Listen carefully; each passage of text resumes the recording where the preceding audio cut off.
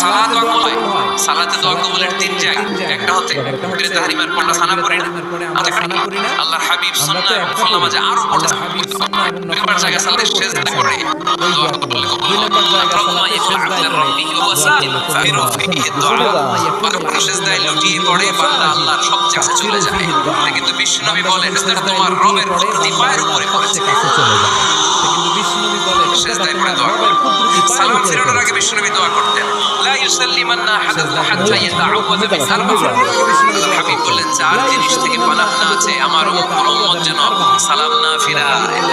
ইন্নী আউযু বিকা মিন আযাবিল কবর, আউযু বিকা মিন আযাবিল জাহান্নাম, আউযু বিকা মিন ফিতনাতিল মাহইয়া ওয়াল মামাত, আউযু বিকা মিন মাসিহিদ দাজ্জাল।